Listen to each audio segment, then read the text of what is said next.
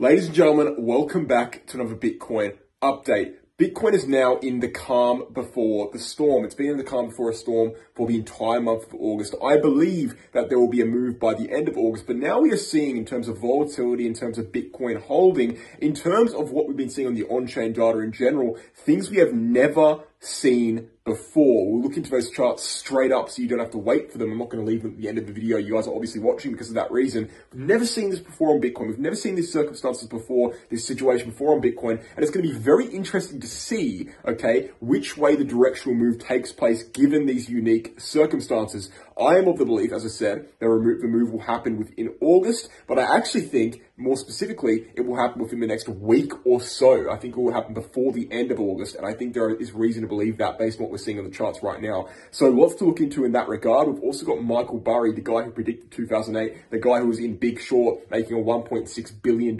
short on the traditional markets just about today. So huge capital there shorting the traditional markets, guy who's got a very good track record, and that's, scaring some people. I'll be addressing those concerns in this video as well. Without further ado, guys, let's get into the video.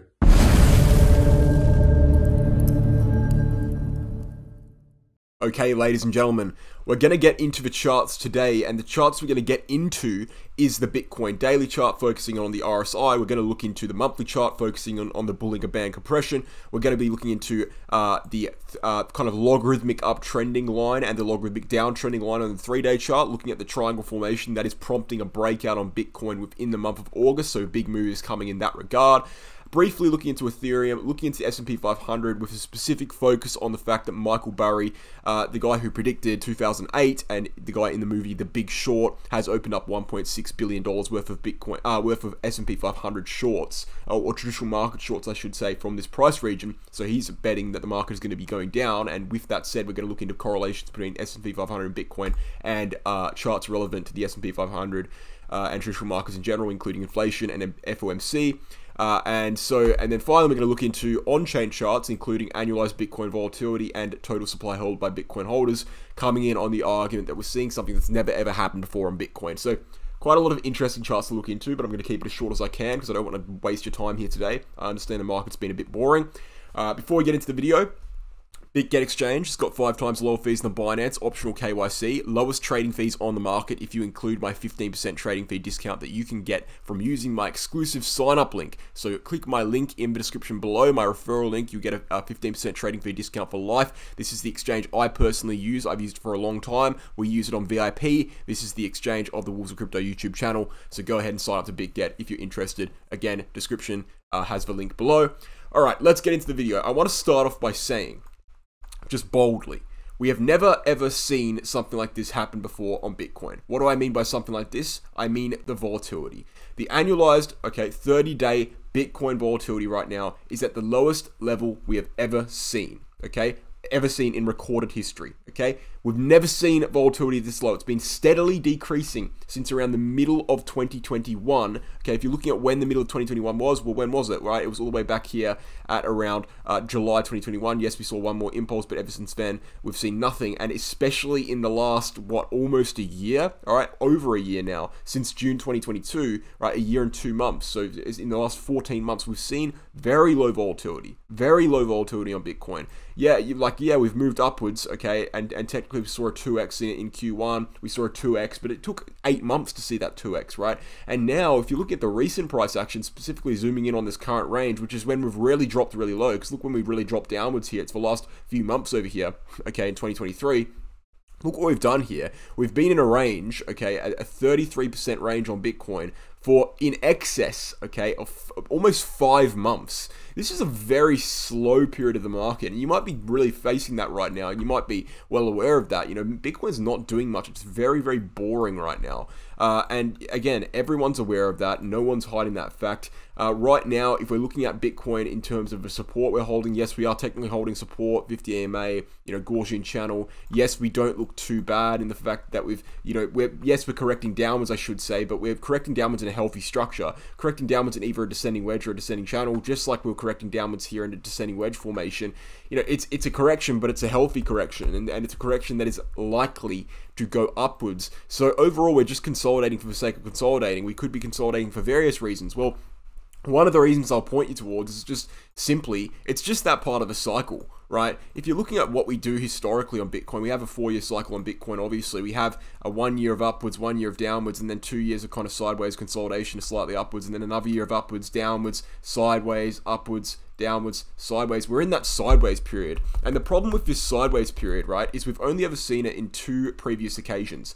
So 2 previous occasions is not enough to make a mathematical trend. To make a mathematical trend, you need 3 occasions. And that's why it's so hard to predict where Bitcoin is going here, why we're in such a gray area. Because in order to have a trend, okay, and we base everything off trends and analysis. Okay, even triangle formations, they're based on trends. They're based on how often they break to the upside and downside, which is historical trends, right? It's a historical trend of how the market reacts to that formation. And so we have no trend for this part of the market cycle. And so people are kind of left in the dark. And what we're seeing happen is we're seeing volatility tank, okay, and that might be due to uncertainty as well, traditional markets, uncertainty with various things, you know, and we're also seeing at the same time long-term holding on Bitcoin skyrocket, and this is a gradual trend that's always existed. Yes, long-term holders have always you know, been there, but especially they've always been there during this middle part of a cycle. You know, if you're looking at when the long-term holders have really gradually increased over the you know, since the first halving over here, it's been during the middle period of the market cycle. It's been when there's stagnation and price action, and that's exactly what's happening once more. So long-term holders are getting stronger and stronger and stronger. We currently have the supply of around 13-14 million Bitcoin held by long-term holders. So the amount of people trading Bitcoin, the amount of traders is getting lower and lower. The amount of Bitcoin that's constantly being thrown around in the market is getting lower and lower. And the amount of long-term holders are increasing, which is obviously decreasing volatility. So of course, the volatility is going to naturally downtrend over time, which is what it's been doing. I mean, even before this period here, yeah, it's been naturally downtrending. We've seen lower highs. But no, especially now though, you know, it's been in a sharp downtrend, and that's probably because of the uncertainty of traditional markets. It's probably because of the uncertainty of this current range as well. You know, we've seen a 2x on Bitcoin from the lows without any, yeah, we've seen major corrections, I suppose, but without any super major correction. I mean, put it this way, you know, the whole time we've been doing this, we've been holding an uptrending support line on Bitcoin, uptrending logarithmic line. You know, that's not really, there wasn't really room for any major correction. There especially isn't now. So, you know, we're seeing this for the first time ever. We've never seen volatility this low. We've never seen Bitcoin holder supply this high. This is the first, this is making history here for Bitcoin. We've never seen this occur. So, you know, I'm not going to say we don't know what's going to happen next, but it's just to say that, like, we've never seen this before. We know historically that when holders are at a high, we generally see a move coming. That's why we see holders dip. Okay, when holders have been increasing for a long period of time, we see a dip downwards, which means there's volatility. And we know for a fact that after periods of low volatility, we see a massive spike in volatility. This is why after every drop in volatility, we see a spike upwards. Look at this even recently, drop in volatility, spike upwards over here, spike upwards over here. Okay, so low volatility can't persist forever. And we're currently moving downwards to new lows in volatility. We haven't seen that spike upwards yet. When will that spike upwards occur? I believe it will occur in the month of August. I've been incredibly clear about this in the past, you know, couple of weeks. I believe that there is a triangle formation on Bitcoin on the logarithmic chart between an uptrending logarithmic line and a downtrending logarithmic line that is forming a pattern of a pattern of consolidation and bringing us to a point of lower and lower volatility. Right, we have less and less space to move if this triangle progresses. Eventually, it's going to get to the point where we're going to have to break to the upside or downside. That's going to be at the 7th of September. Most likely going to happen within August though over here, and we will have to break either upwards or downwards. I've said it before. I'll say it again. I believe it is more likely we break upwards. However, I believe if we break downwards, we're in a pretty dangerous situation. And the reason being is because if we break downwards, where are we going? Well, we're going to the next logical support, right? We're going to go downwards to this green box. That green box is the critical level that divides us between bear market prices and the current consolidation prices. And so if we drop below that green box, which is likely to do if we go and retest it, because we've already retested it before, then we're back in kind of this proper bear market zone below this green box. So we really don't want to be breaking to the downside. If we break to the downside, it's going to get dangerous. And we want to be breaking to the upside. We know that that breakout is going to happen in the month of August. So we've got very, very little time left for consolidation. I want people to pay attention now, right? Look at these Bollinger Band compressions. We don't see Bollinger Band compressions like this unless a big move is really, really shortly on the way. I would say that Bitcoin is likely to move this week. If I'm being perfectly honest, I would actually say that. I have never seen Bollinger Band compression like this last for any extended period of time. It's not just on the 3-day chart we're seeing that, right? We're seeing it on the daily chart as well. Look how close these Bollinger Bands are compressing on the daily chart. We have not seen Bollinger Band compression on the daily chart this tight, okay, since all the way back here before the start of this explosive move in Q1. And that's the move that triggered this entire 2x. We don't see Bollinger Band compressing like this unless something big is coming. It simply doesn't happen. So, lots to look forward to this month. I know people are getting bored already. They're sitting at the charts yawning. But the fact of the matter is there's actually a lot to look forward to in the month of August. And by the end of the month, we will have moved. Whether it be upside, whether it be downside is the question. Now, obviously I've spoken about the likelihood of upside and downside plenty in the past. I know that there's simply no way. Okay, here's the thing, right? There's no way I can be confident in a downside move. That's not to say it's not likely. Alright, it's just saying there's no, or not possible, it certainly is possible, but there's no way I can be confident in it, because what we base our likelihoods on is structures, market structures, and support and resistance, okay? Right now, all of the support, I'll say it again, every single piece of support besides 32k is below us. We have the uptrending support we've held for over 8 months. Throughout this entire move upwards, we've held it for support 3 times. We have Gaussian channel on the 3-day chart, 5-day chart, and weekly chart. Okay, which has never failed. We have bull market support band. We have 200-week SMA. We have so much support below us, all right, that it becomes ridiculous to predict a drop. That's not to say it's not possible. You just have to understand from an analyst's perspective. The job of an analyst is to weigh up scenarios. What is more likely? The main way they do that is for looking at support, looking at resistance, and understanding what is more likely between support and resistance. They also do it by looking at market patterns. Well, what is the market pattern we're in right now? Okay, we're in a descending wedge or descending channel formation. That is the market pattern. We've recently tested support, we came up rejected, and we probably go like that. That's how it usually goes. So I'm not saying a drop is unlikely. I'm not saying a drop, it is unlikely. I'm not saying a drop is impossible, I should say. I'm just saying that there's no way we can possibly see the drop as more likely just from a base analytical perspective. What we do as analysts, what we do as traders, it's impossible for us. We'd have to twist our logic so far to the opposite opinion that it wouldn't be intellectually honest to say a drop is likely here. What we can do is we can understand that before a drop, things generally look good. And we can understand that it is possible that we can drop, and we can hence adopt a strategy that takes that into consideration. The strategy that I'm taking into consideration right now is I don't think we should be buying here. I think we should buy once we break 32k. That's what I would say. I think a pump is more likely. Yes, I do believe that, okay? But I also think that the drop is likely enough that we shouldn't be buying within this range, and we should wait for at least a breakup above this triangle formation, or potentially even a breakup the 32k before buying. That's what I would say, and I think that's the most logical approach you can take there, and I think that's the most non-biased thing I could possibly say on the charts right now. So obviously Michael Burry has opened massive shorts on Bitcoin 1.6, not Bitcoin, sorry, S&P 500 and traditional markets in general, $1.6 billion in shorts from the current price region. I can see why he did that. It's obvious to see why he did that. We saw a local top, big correction downwards, lost support that we held over here, right? It's not rocket science as to why you open shorts there. Obviously he predicted 2008 as well, so there is a degree of credibility in his kind of predictions, I suppose, but I would encourage people not to really consider this in the Bitcoin price action. Okay, Bitcoin charts speak for themselves. We've spoken about it before. If the S&P 500 does in fact drag Bitcoin down, which I see is unlikely, and the reason being is because the correlation simply doesn't exist at this point in time, but if it does occur, we will see Bitcoin break down. We don't have to look at S&P 500 to look how to react to Bitcoin. We can look at Bitcoin. We know what's going on with Bitcoin. If Bitcoin drops below this level, that's a sign of de-risk. We don't need Michael Burry to tell us that. We can just be analysts and free thinkers and look at the charts. So I think the whole hype around, oh guys, get out, he's shorted the market, it's irrelevant. The correlation doesn't even exist at this point in time.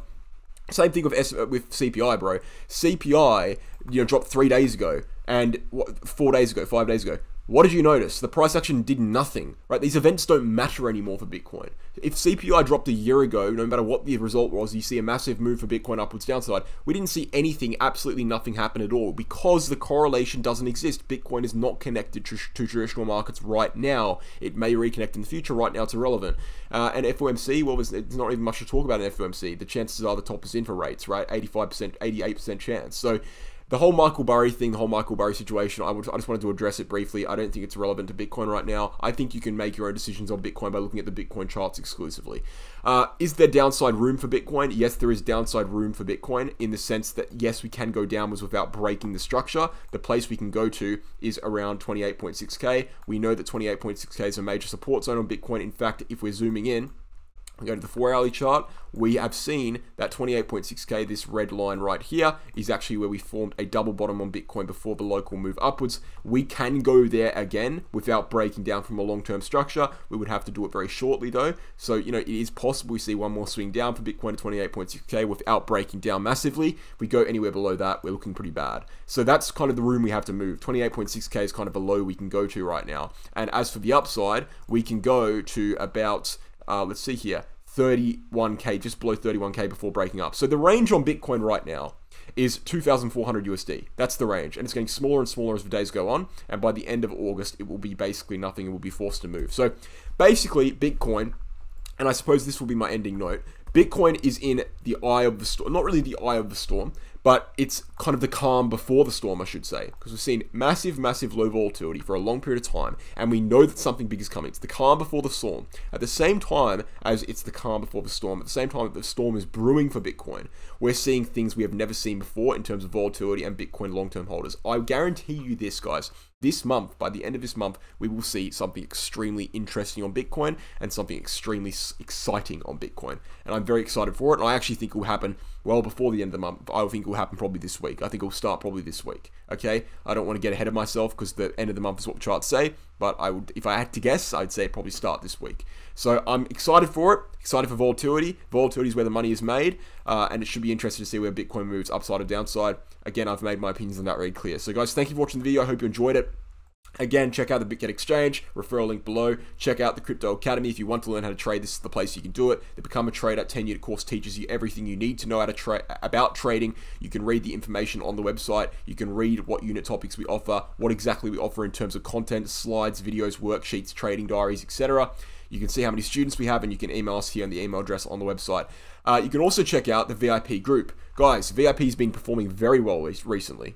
We had a trade set up on BLZ, for example. It broke out of this yellow and red dashed line, which was required for entry. And within 3 hours, we reached all of the targets that were listed above. And we saw a gain on 10x leverage of 390%. Within 3 hours of entry, 390% gain, guys. Absolutely superb stuff.